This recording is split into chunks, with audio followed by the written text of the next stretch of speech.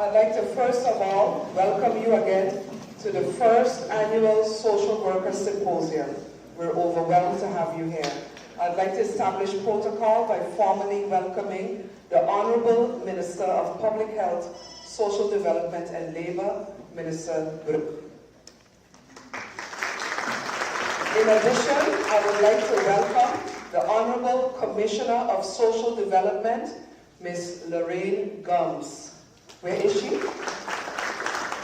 Yes, she arrived with her delegation all the way from Anguilla, and all the persons that you see in the beautiful blue shirt are our Anguilla colleagues, and we welcome you warmly. Thank you for joining us.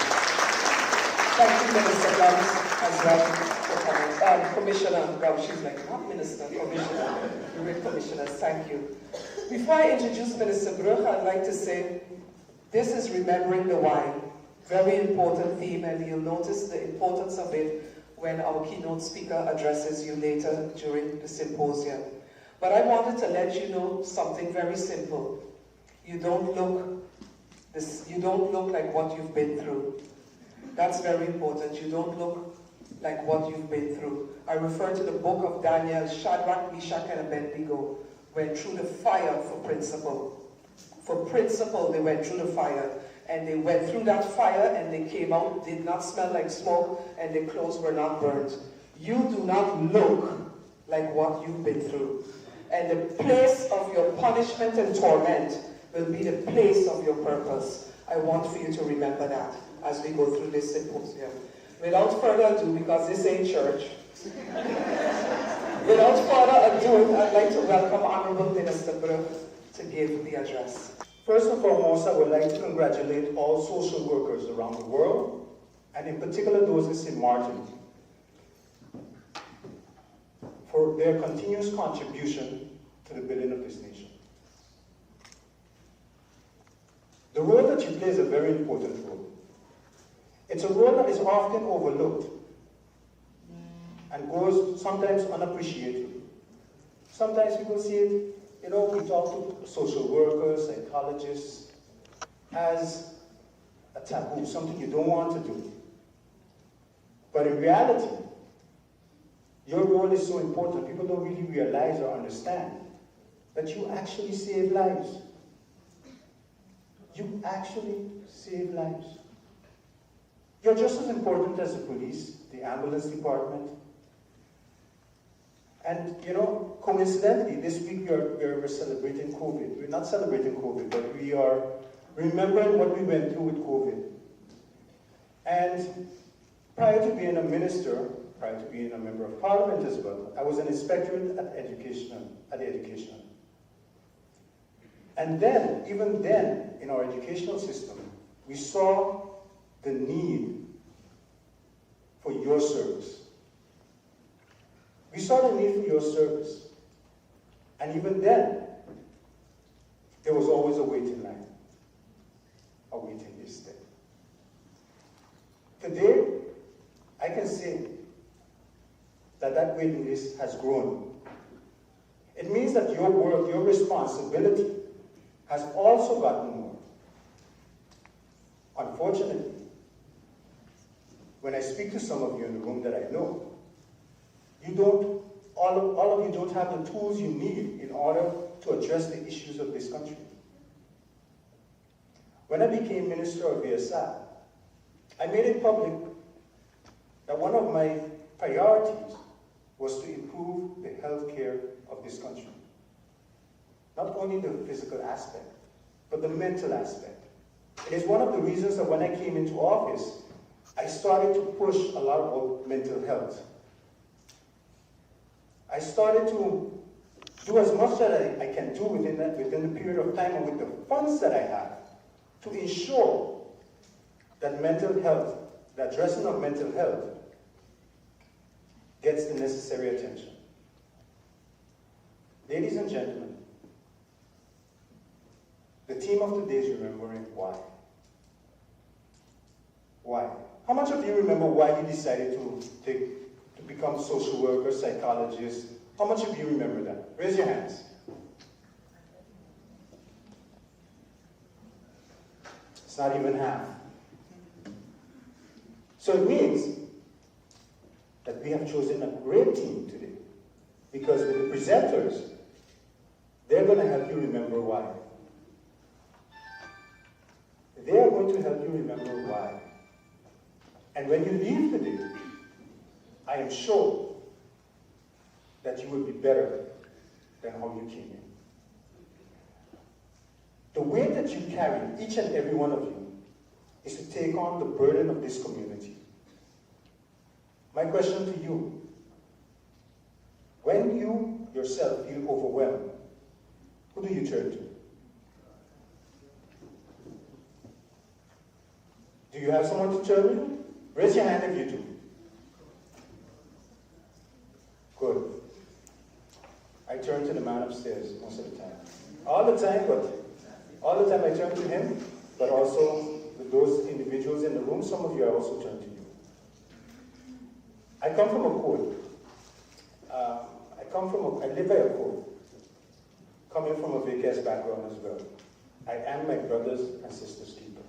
I want you to look to the left. Everybody, look to your left. Look to your right.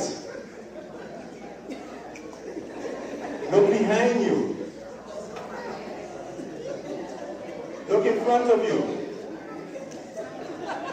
And I want you to repeat, I am my brothers and sisters keeper. I am my brothers and sisters keeper. Again? I am my brothers and sisters keeper. So if you ever feel overwhelmed because you're dealing with the issues of others, I want you to turn to each other and just look at each other. Remember that you are each other's brothers and sisters. So I know that we will form a bond today. And I'm so glad that Will is here, because it means we've gone international. That we form a bond today, that we know that when we feel overwhelmed, we can count on each other in this room as well, in addition to whatever support you might or may not have had before today. I'm not going to take up too much of the time. I'm going to say good luck to the speakers, and I'm going to congratulate Miss Peggy Dross. I always put a van in front of it, but Miss Peggy Dross, for organizing, and also her team for organizing this symposium. And I am proud of it. And of course, this is only one of many to come, where the Ministry of ESR will be addressing and assisting your need and the community when it comes to public health care.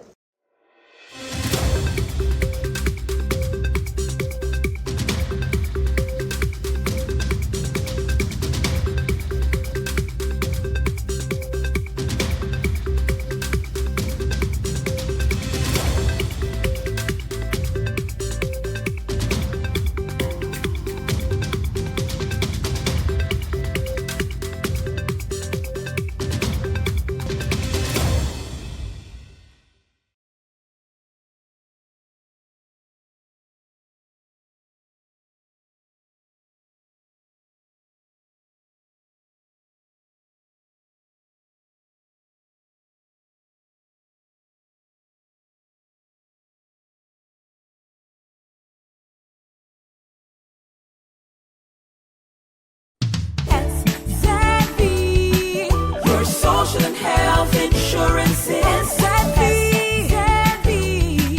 Your social and health insurances. Are you SXM insured? Do you have a valid medical insurance status? SXM is cardless. Request your My SXM account today and enter the virtual office of SXM. Go to sxv.sx and sign up now. Your social and health insurances.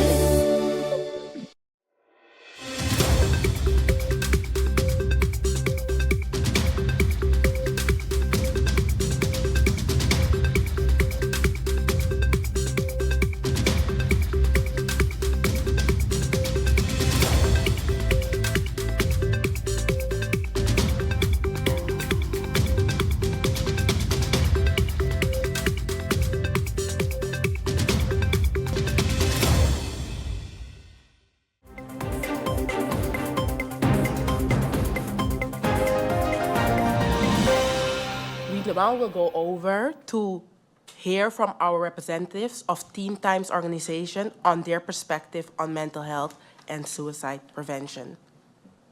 Hi, my name is Rohan Goswami, and I will be representing Teen Times for this roundtable discussion on mental health and suicide. I think the concept of mental health in general is just not spoken about enough. There's sort of a taboo that's placed around it where if it is brought up, it's shut down immediately. And oftentimes, reasoning behind shutting it down are things like there's food on your plate, you have clothes to wear, you have a roof on your head, which are very important things. But aside from physiological needs, I think it's really important to recognize the need for mental health awareness. And the only way to combat lack thereof awareness is to increase education. And what's the most ideal place to do that would be our schools. I think things like sex health is also discussed in schools by means of workshops such as Real Talk and Girl Power. I think mental health can also be implemented in one of these workshops, and it can definitely help to boost awareness and also maybe provide resources to students who might be secretly going through something for them to get help either in school, in their personal life, a trusted adult, other resources, anonymous resources would be ideal. And that would definitely make a very big difference in terms of educating the population and just being more aware of mental health as a whole. Thank you. We will now continue to hear from our representatives of the Seventh-day Adventist Church on their perspective on mental health and suicide prevention. Hello everyone. My thoughts on the increase in suicide numbers in St. Martin. Well, especially amongst our young people, I think it reflects the pressures that they're under in terms of whether it be going through school or being a teenager or going through the adolescent years. I also think it reflects the lack of support that they have, lack of foundational support, whether it be from a community structure or whether it be from a strong family backbone. I think a lot of families have been broken up, unfortunately, and that takes away a lot of support for our young people.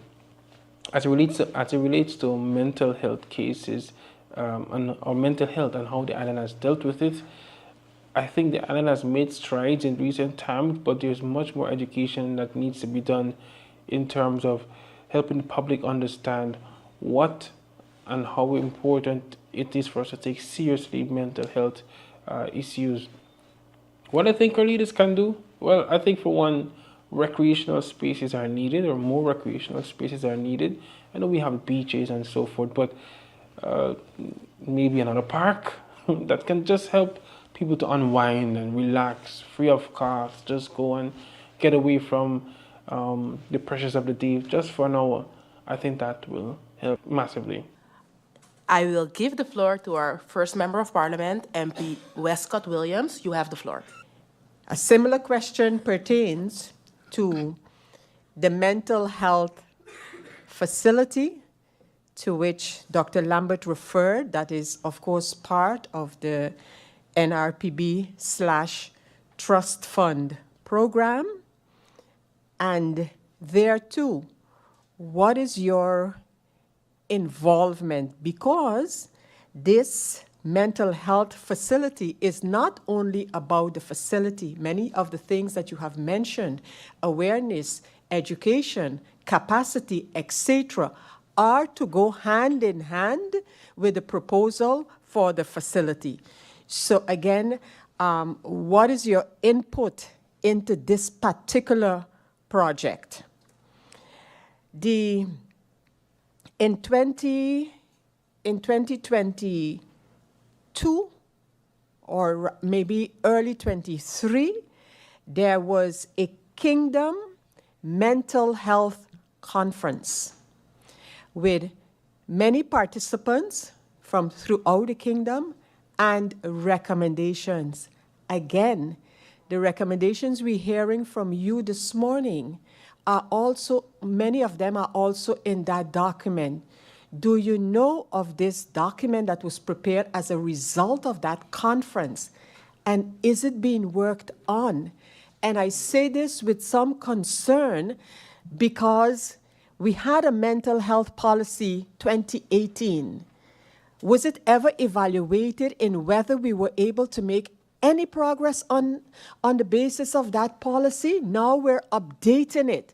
So the monitoring and the evaluating of steps to be taken, is that happening? Do you get a feeling that that is happening? Is there any type of a national body that monitor these recommendations regardless to how they get to you, whether by a kingdom conference, whether, are you part of such a body that not only make recommendations, but can somehow see and evaluate whether we are making steps and whether we are making steps in the right direction is my question. Regarding what has been done thus far, and have we been involved in the process regarding the elevation of mental health on St. Martin. So I must say, big shout out to Minister Otley. I know when he was in government, that is when I noticed that a lot of the increase in awareness in mental health has started off. I do recall, for example, we had the mental health week where we had like various conferences where various stakeholders came together and we basically put all of our ideas on the table.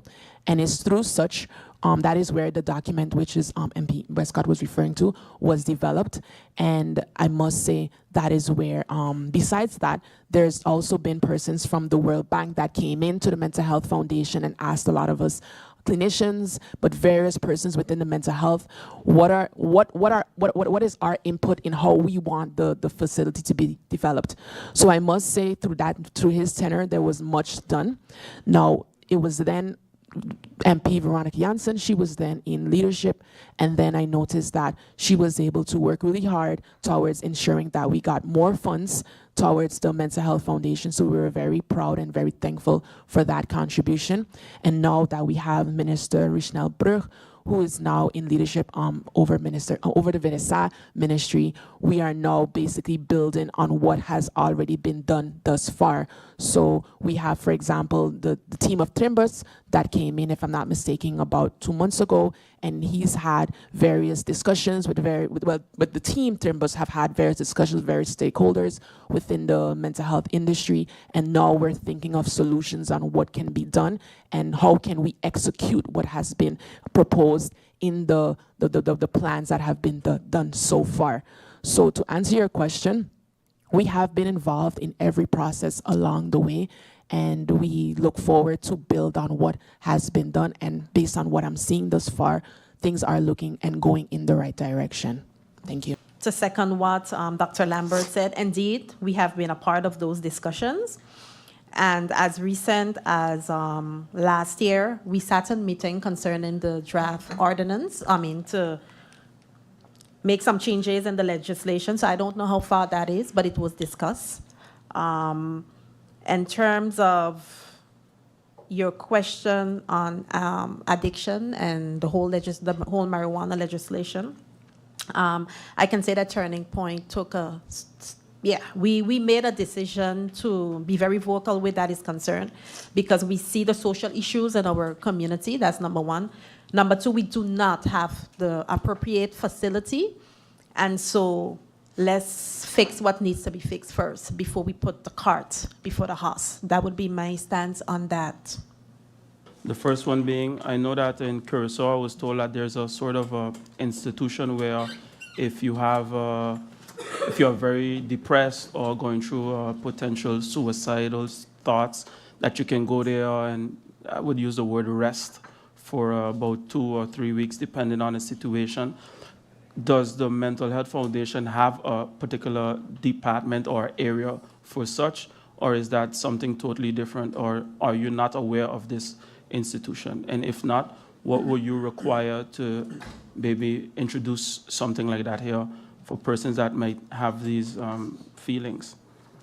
My next point I would like to ask clarity on is, do you believe that mental illness can be passed on through genetics?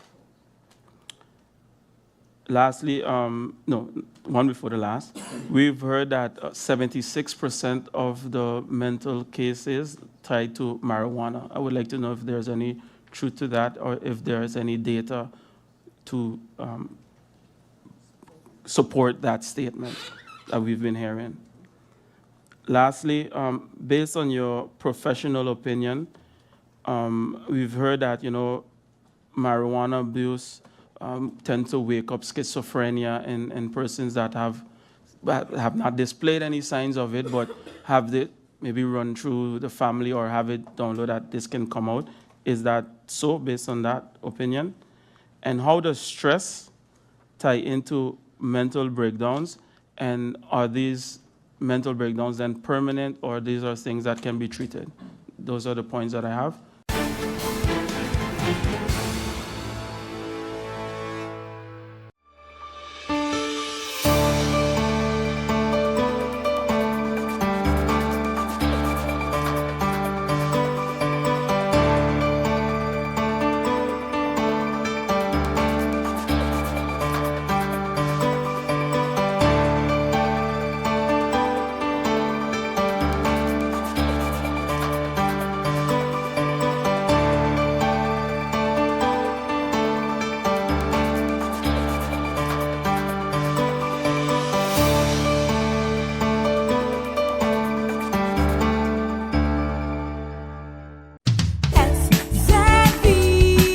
Your social and health insurance is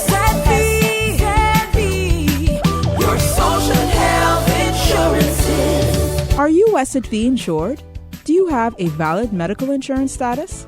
SXV is cardless. Request your My SXV account today and enter the virtual office of SXV. Go to sxv.sx and sign up now. Your social and health insurances.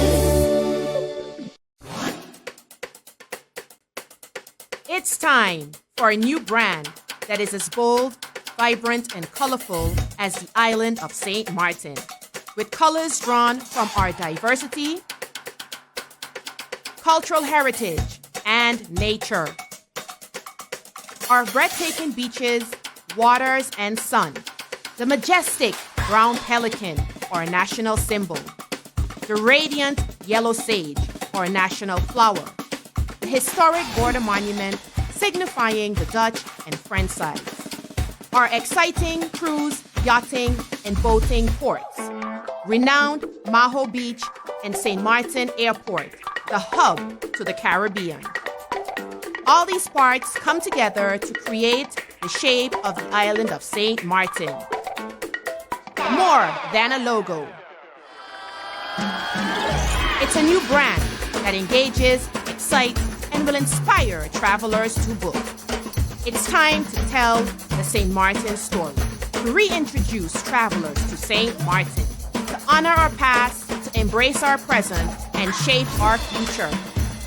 Our culture and diversity, Dutch and French sides, unrivaled cuisine, twice the nightlife, entertainment, and shopping, cruises, boating, and yachting, twice the adventure, exploration, and relaxation, splendid and scenic accommodations, Pinel, Tentamar, and island hopping in the Caribbean. Whatever your taste, St. Martin has more. Experience twice the Caribbean. St. Martin.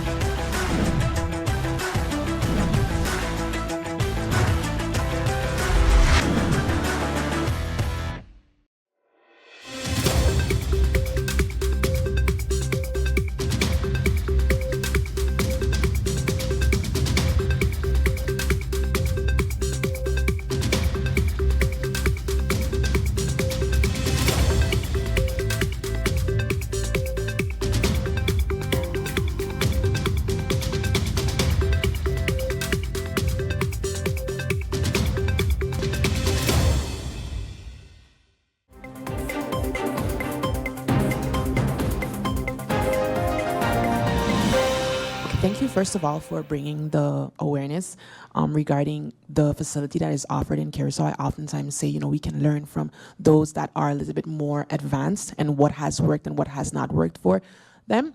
Now, regarding the place, two things. We at the Mental Health Foundation, we indeed have an inpatient facility where you can voluntarily admit yourself if you feel highly distressed. We try, however, to take more of a community-based approach. So instead of, for example, having persons voluntarily admit themselves, we try to offer the opportunity for our staff to go out and support persons within their respective communities.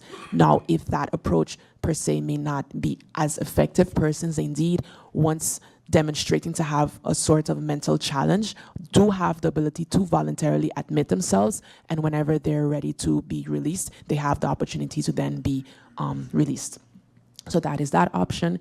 That is that question regarding, do I believe that mental illnesses are genetically passed on? Indeed, research has shown that a mental health illness can be, well, in most cases are genetically predisposed.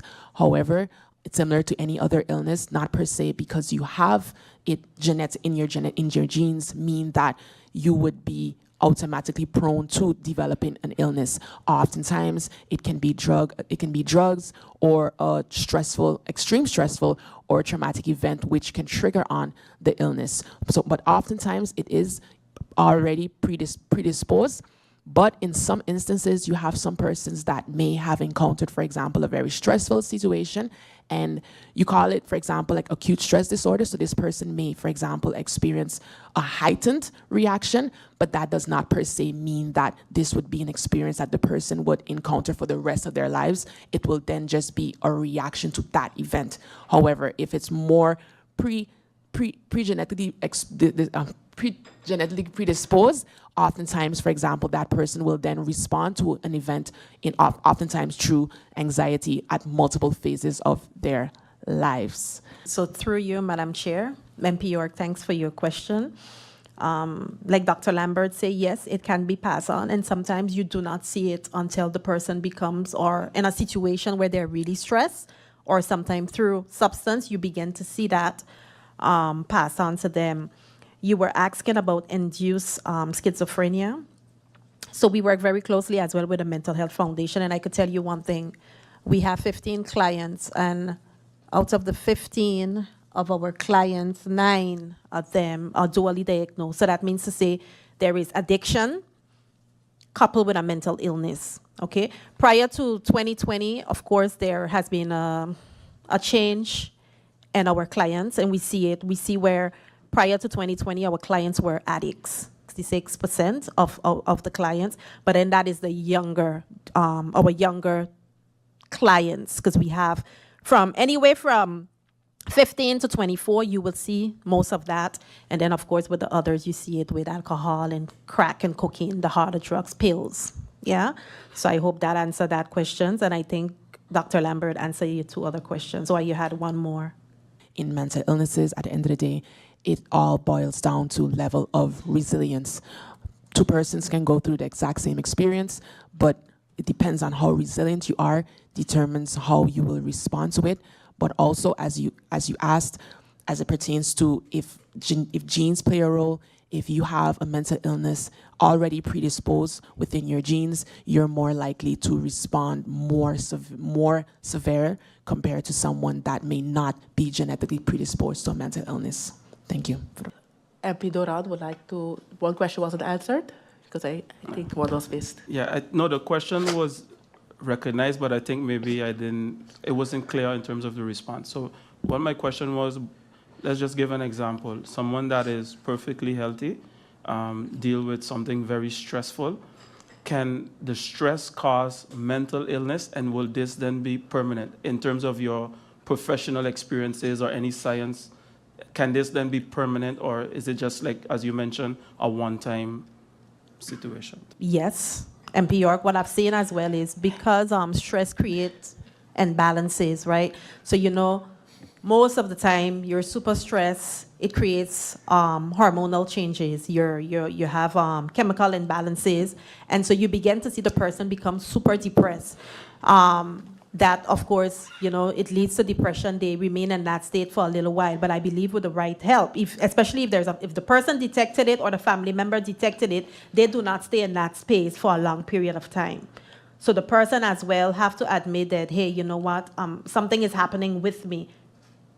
Yeah, and then of course seek help. In our case, and we wait a while before we seek help. But if help is seek one time, it can be addressed. My questions now pose to the Mental Health Foundation. I hear everything about the suicidal part that we all know about. We hear about addiction that we all know about. But when we're sitting here in the House of Parliament, we're also talking about statistics and also basically you need money. Okay, so we was talking about what is the subsidy amount that MHF receive from government. Okay, and what is the difference between the amount that MHF receives compared to your counterparts, as you also mentioned about that you all receive the lesser amount compared to the neighboring islands or the Dutch counterparts. How many clients are currently being treated by MHF? I recently heard 15 at Turning Point, but I need to know on a global scale how much is being treated also at MHF. What is MHF current house capacity? So how much do you, before you have a new facility basically in the work, but how much do you currently house at this moment? Does MHF have a function book? If yes, what is the current capacity do you have regarding personnel? And can you give a breakdown in the categories regarding the functions? So I know you have the nurses, I think you have those, the psychologists or psychiatrists, etc. So say, for example, how much do you have now and how much do you actually need when it comes to the FTAs? How many community sessions does MHF hold per year? And what are the courses does MHF organize for its personnel? What is Mental Health Foundation's plan to improve access to care? And do you have an initiative? MP Lewis, I know you're going very fast, but I'm seeing they're typing very fast I can send as well. I can send it. Yes, I would like them to be able to answer your questions and not half answer them either. So, yes. But they're very direct. It's derived from their presentation. Okay. So what is MHF plan to improve access to care? And do you have an initiative or proposal for government, by extension, the Ministry of VSR?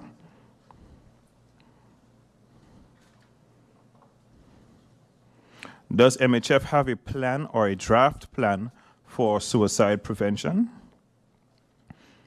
And I can recall, as a former police officer, I have assisted MHF on many occasions outside and also in-house at MHF with non-compliant clients or patients.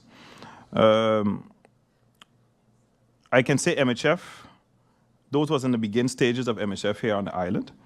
And I would like to know presently how involved is law enforcement presently in collaboration with MHF?